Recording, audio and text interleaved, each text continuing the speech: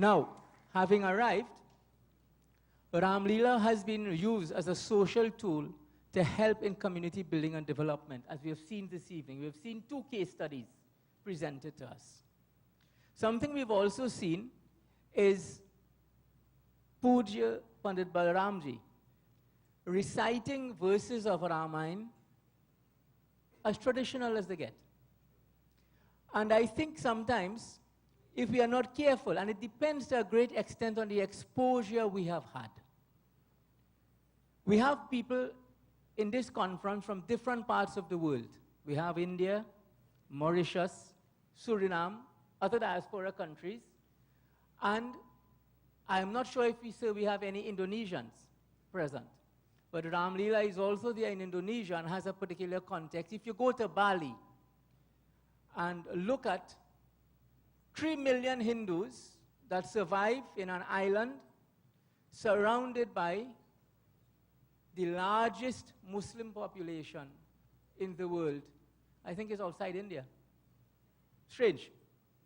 And the mechanisms by which they have had to adapt Hinduism in order to survive is quite interesting. Now, in Trinidad and Tobago, we take things for granted without thinking. When I meet each other, we say Sitaram. And we don't bat an eyelid. We respond Sitaram. I am sure our friends from India who are here, and I'm being very, how shall I put, I'm being very frank about it. So for us to think about it because we don't recognize it. It will be considered politically incorrect to say Sitaram in India. Namaste ji. Why? Because of the political context in which they sit. Another interesting example, as the song was done by Panditji's wife, Ishwara Q in Trinidad. That is a political problem in India that we have just followed without thinking. Now, these are my views. It is open. People are entitled to opinions, and I'm sharing it with you. Because in each society and each country, as you develop your practices, it is impacted upon by the local conditions that you have to face. In Trinidad and Tobago, therefore, while we seek to bring in ideas, we seek to bring in practices, concepts from elsewhere, we must always ensure their applicability to our situation and our needs. I just share another example with you. We are very focused on developing the Ganesh festival. I don't know if you're aware of it. Now we are seeing a lot of murtis are being imported from India. We have been trying to encourage people to make them locally and to remain using what? Non-polluting materials. In India, it's a problem. When Juhu Beach, after Ganesh festival, it's madness in the sense that the amount of pollution takes place. But we now, without understanding the context, are importing these murtis, which now will create a pollution hazard in Trinidad. Why I share this with you is that I wish to humbly submit and suggest that as we take inputs from everywhere, Gandhi himself said it, I will allow the cultures of all countries, of all civilizations to blow through my home. I will take what I want from them, but I will not be blown off my feet by any. Point being made, as Ramleela in Trinidad and Tobago evolves and develops, we take procedures, protocols, we take systems from elsewhere, but we must adapt them locally. Else, we may make same mistakes that occurred before. In Trinidad and Tobago, Sri Ramleela is, and I postulate this, a mechanism by which we promote Hinduism. We promote Sri Ram. And if we turn it into anything else, ultimately, we must ask ourselves, what is the ultimate goal? Ramleela is about Sri Ram.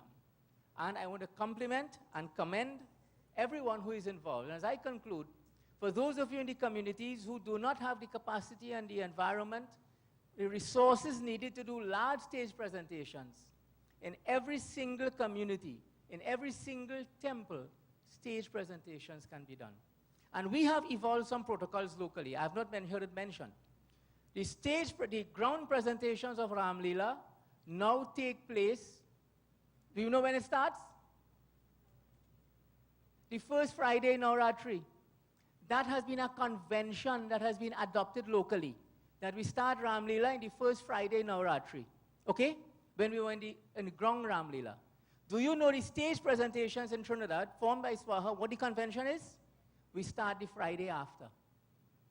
So we don't compete, one, and two, because during Navratri, Durga Puja is done. So Durga Puja is done, and then Ramleela celebrations. These are some of the evolutionary steps have been taken here. And we have had criticisms where people in Trinidad have said, you're doing the Ramleela in the wrong time. Because the concepts are not clear. The purpose of Ramleela is promoting Sri Ram, helping us develop Hinduism. And I want to commend the Ramleela Council, Sat Balkaran Singh, Mrs. Ram Subik, Premnath Gupta, everyone on the tremendous work that has been done and is being done to promote Sri Ram. Jai Sri Ram. We want to go straight into the next session. I want to invite to the podium the next panel chair, Assistant Professor Dr. Kumar Mahabir. He's Assistant Professor at current campus at UTT. We are going to start right away. Each presenter has no more than 15 minutes. We have Dr. Purnima Raghubar, Pandit Shiva Maharaj, and Mr. Lennox Daniel.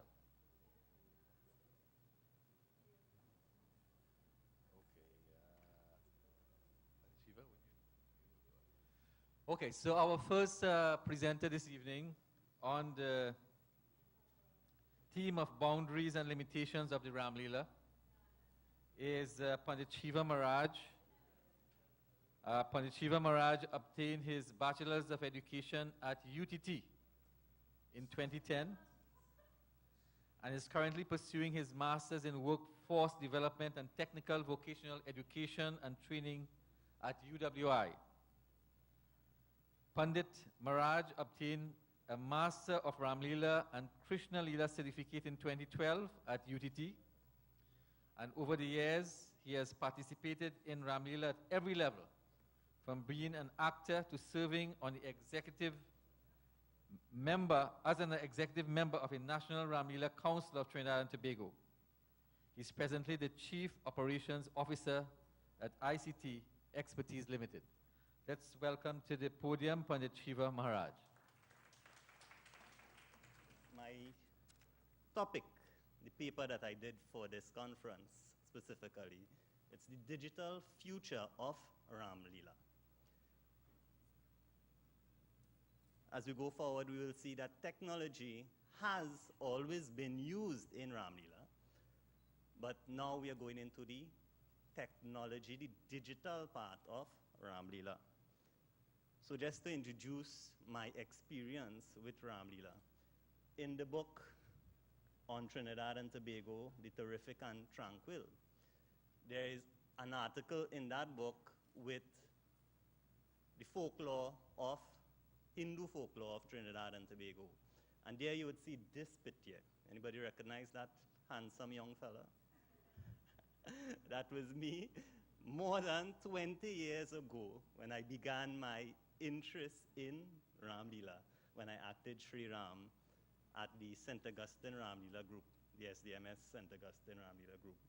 Around the same time, being a teenager and what they refer to now in the research as a millennial loving technology at that time, 20 years ago, I began to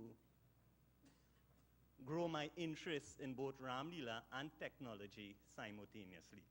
So therefore, my experience has grown since then. So very on the onset, we want to go back in history. Before we go forward, we must always reflect on the past. And so, if we go back to the performing arts of ancient India, and I know there are others here who will be more versed in this because they would have studied it extensively, we go back to Abhinaya, which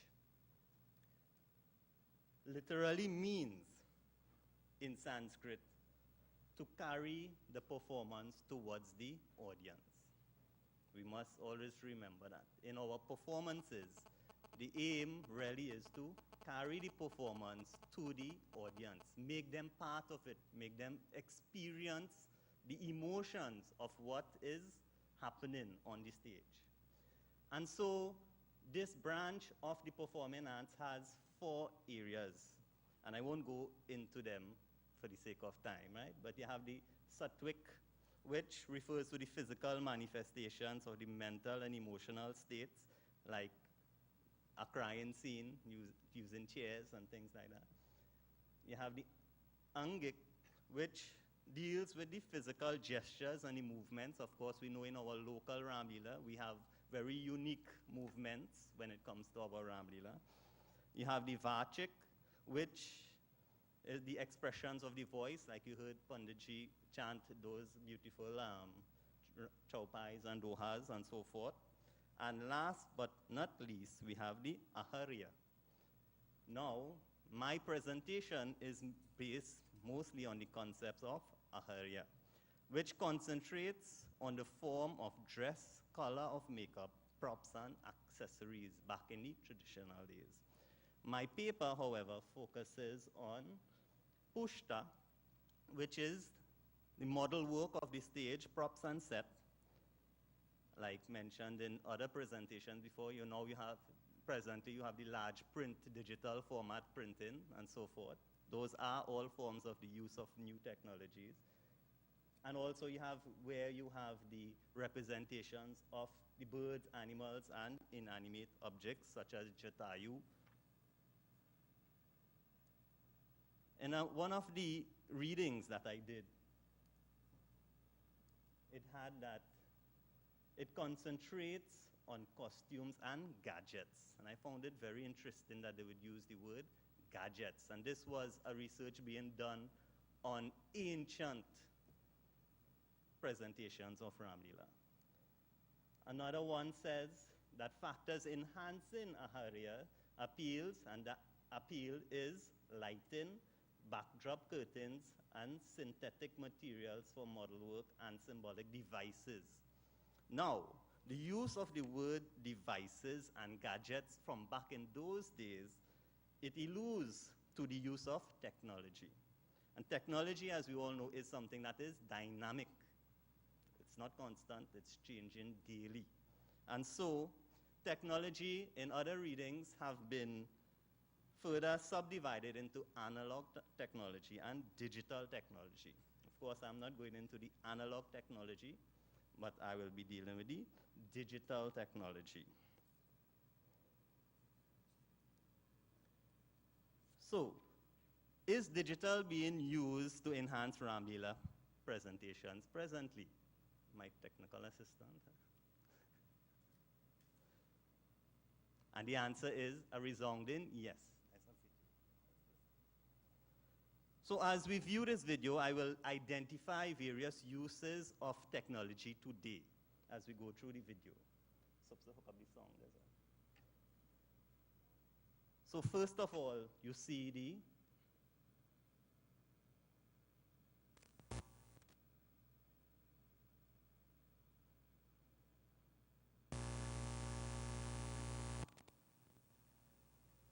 all the pyrotechnics.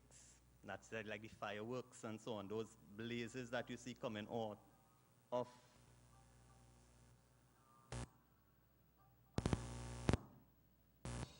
and they all add to the effects of the presentation. Pyrotechnics are used in theater to create flashes of fire and bright light and puffs of smoke using a combustion of various pyrotechnic compositions.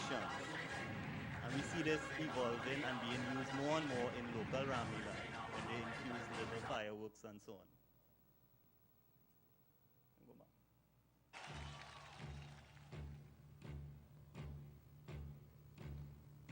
As the video goes long, it's only a 1 minute. You see the stage lighting. I want you to focus on the stage lighting. The stage lighting, in addition to the basic lighting, also has modern stage lighting, including special effects like lasers and fog machines.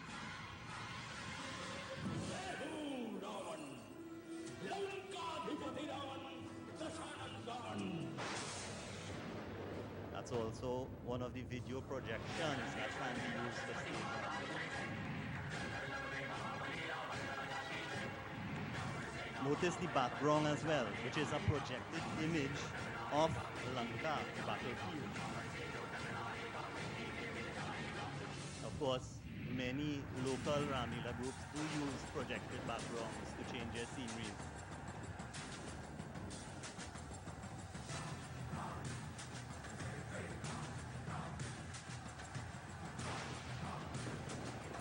Notice the special effects with the lightning. The song also comes in to give you that feeling of the war, the battle that is happening, good and bad, facing each other on the battlefield. Look at the audience responses to what is going on the stage. This is what we are speaking about, getting the audience to feel what is happening on the stage. This particular technology, of course, using of the crane to fly around. In my research, according to Dave Wells, professor of theatre and Royal College, and a co-editor of the Cambridge Companion of Theatre, cranes have been used as a form of old technology since the days of the Greeks for flying scenes. Of course, it is used in Ramleela now with flying scenes with Jatayu, and even when Hanumanji jumps to go to Lanka, I have seen it being used in India. And I don't think anybody in Trinidad has ventured yet, but we will, right? Look how the scenery has changed instantly from the battlefield to the palace scenery when Ravan is killed. These are some of the benefits of using technology. You can quickly go from one scene to the other. So this is what is presently being used. Of course, all of that you saw on stage is essentially controlled by a computer that has all this thing mapped out exactly when the lights have to go, how, and when, the backgrounds, when to change. It's all controlled by the computer. So where do we go from there? Because that is what is being used presently. It's not very common, but it is used. Is there something further than that? And I say to you, my job here is to tell you yes, and we have far to go when it comes to the integration of digital technology. So if we take a look now at the digital future of Ramleela, and coincidentally, it's just a graphic I pulled last night, but it's like a digital eye. You see the ones and zeros and so on, right? Coincidentally. But, however, I want you to use your imagination as I show you what I am about to show you. You have to use your imagination as we look into the digital future. The associated terms with digital infusion in theater is referred to in the research as technodrama or mixed reality when we use this type of integration of technology, digital technology. For the sake of time, I will only present a few digital innovations just to whet your digital appetite. As we move into the future, in this presentation, I beseech you, adults, I'm speaking to the adults, to dig deep to find your inner child. The reason I'm saying this, those who look at brain games. Brain games, the research has shown that a child's imagination is way far larger and bigger than the adult, because the adult has put too much limitations on the way they think. We think in the box. Children think out of the box. And so I beseech you to please, as I unfold the limitless possibilities of digital technology employed in theater, please think, how can you apply this to your own Ramlila? And so we go firstly to 3D projection. With 3D projections, no 3D glasses is needed. You know, when you go now to the cinema, there's the 3D cinemas where you put on this big ugly thing on your eyes, right? So imagine you go into a theater and you have to put on, you're going to watch Ramlila and you have to put on this big ugly thing to see it coming alive to you. With 3D projections, you don't have to do that. You go and you sit just as you are sitting now and you will experience a 3D effect of Ramlila. It is due to the advances in 2D video projections technology, which allows the video engineers to map 2D, which is two-dimensional projections, onto a particular stage set in a venue rather than merely projecting onto a flat surface. So what we use presently, as you saw just now in the last video, was using a flat surface and projecting on that. With this technology, you will see here, this side has the computer, and the other side is the actual stage. So it's being mapped out exactly what is going to be shown on what part of the stage. So, as I go to the next slide and video, in case you're having some trouble with our limitations of adult human brain, to envision what I am really talking about, how can this enhance my experience of Ramlila, I will help you with the next video. But I want everyone to put on your imagination caps now, because what you're going to see, you will have to think of ways, how can I apply this to my Ramlila?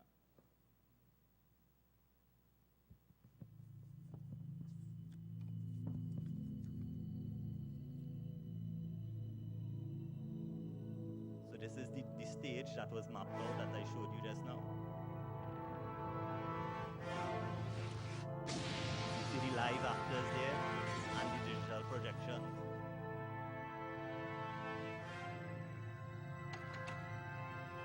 That's not a real door, and he is interacting with it.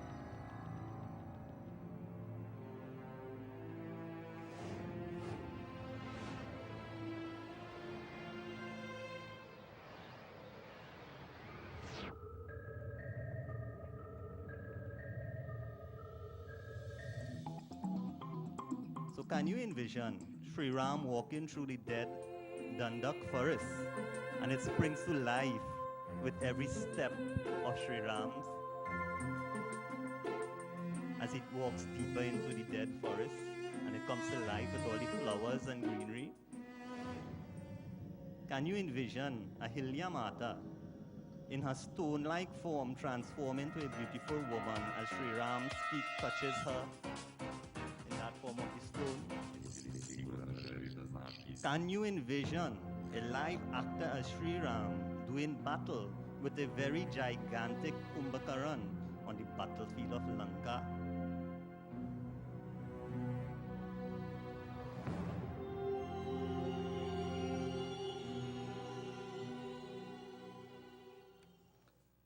As I say, it's up to your own imagination how we can use such technologies. Very quickly, another one that we can use is the virtual reality mask for actors. The very same technology used in 3D projections for the stage is now being experimented with the human body and the human face. The contours of the human form is mapped out and can be projected. So the white side is actually the real guy, and the red side is the projection. So you see how they actually broke him up into contours and they mapped it out. So quickly, this video.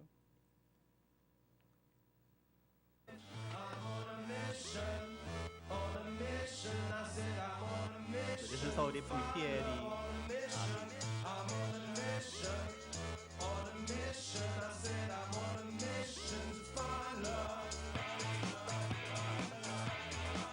So after they did the mapping, Can you envision a live actor on stage actually part of Supernatural, the demoness sister of Rawan? And right there on stage, her face and body transforming from a beautiful woman to that hideous demon form as she tries to woo Sri Ram and Lakshman. Can you envision a live actor on stage acting the part of Maharaj and his face and body transforming from a man to a golden deer right in front of the audience as he tries to attract the attention of the mother? And just in conclusion, some for and against when it comes to technodrama. The arguments are for, it enhances the experience of a live performance for the audience. And then you have the traditionalists who say it takes away from the live drama. You also have, it is becoming more affordable as technology, sorry, typo there, and technology prices drop. And then you have the ones who say it's too expensive, I'm not going to invest in that. But of course, as technology evolves, it's dynamic, the price of technology is dropping. And lastly, one of the arguments, it takes many long hours to have such a production. So some say it's too time consuming and some say it's worth the time. So this is my presentation. As I close, I say shukriya and thank you. I hope I have opened your eyes to the future of Ramleela. Jai Sitaram. He is based at the Sangre Grande police station, but oversees about 9 police stations. He has gained certificates in crime mapping, tactical analysis, spatial and temporal analysis, and population analysis. And he has studied and gotten these certificates from George Mason University and Denver University in the USA. And he is one of only 12 police officers in Trinidad and Tobago who have these kinds of qualifications, particularly in crime and problem analysis in Trinidad and Tobago. He is involved in the Ramleela, and his family is also involved. His wife and 2 children, Shiva and Danish, have been involved in Ramleela in Sangre Grande. So let's welcome Lennox Daniel, who is going to talk about the Daniel family. It's a pleasure to be here this afternoon. It's a privilege, and I must say thanks to the National Ramleela Council for considering me to do a presentation on my family and involvement of Ramleela in Sangre Grande. As you can see, that's me. That's my Dharampati, Kamale, our son Shiva, and Dinesh. Right.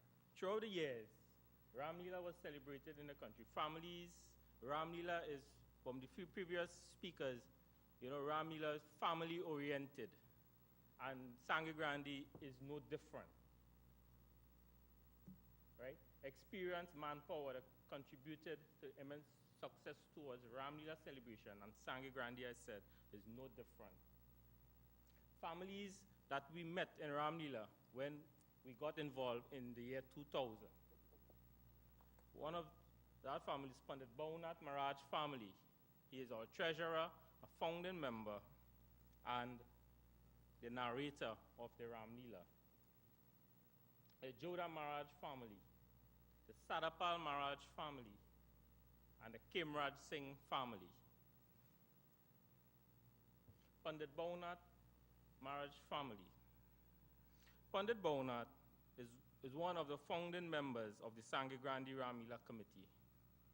And it all started on one blessed morning in the year 1989. He and Dr. Premnath Gupta, who were both teachers at the Sangre Grande Hindu School at the time, were standing at a doorway leading to the massive playing field of the compound of the Sangre Grande Hindu School. It was there and then they both thought of doing something religious and at the same time getting the students involved. The idea of Ramleela came to their mind, and as they say, it's now history, and it's continuing. Pandit Bhaunat is also considered one of the learned narrators of the Ramleela in Trinidad. From the hosting of the first Ramleela celebrations, Pandit Bhaunat's wife, Mrs. Dharmika Maharaj, also a teacher, and their sons, Sushain and Sanjeev, all became involved. And later on, their two daughters, Hema and Asha, also became involved as players. The Kemrat Singh family. The Kemrat Singh family got involved in the Sangre Grande committee for the first 7 years of its celebrations. Mr. Singh held the position of key organizer. His wife, Mrs. Zilmati Singh, costume designer and assistant makeup artist. Their three sons, Prakash, Rishi, and Govind, were all players. Prakash in the role of Lakshman. And earlier on, during Dr. Gupta's presentation, he mentioned that in the first couple years, only men were allowed, males were allowed to play in Ramleela. And that is Rishi there, as the role of Sita in Ramleela in its inception.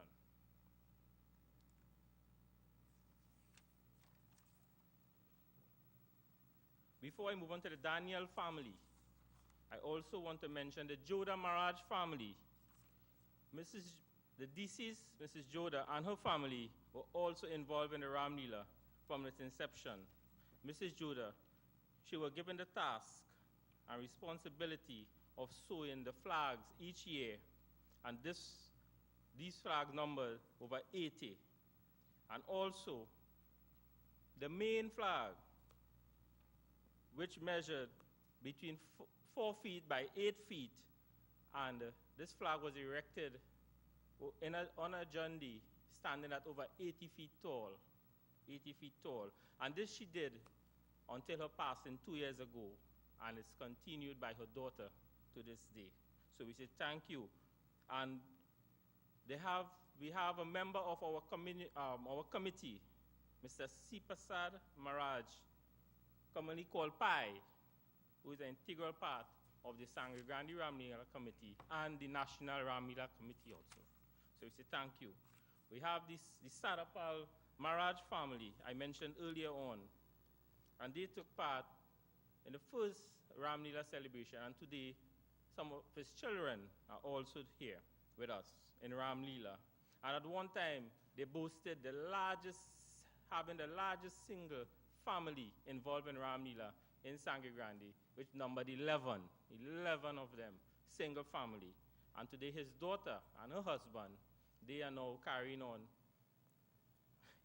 that reign as the largest number of family, with 8 single family involved in Ramleela. My family. My family has been involved in Ramleela celebrations since 1958. My nana, he played Ramleela in the grounds of the Sangre Chiquito Recreation Ground. This first Ramleela, located 2 miles south of the village of Sangre Grande on the Manzalina Mayaro Road.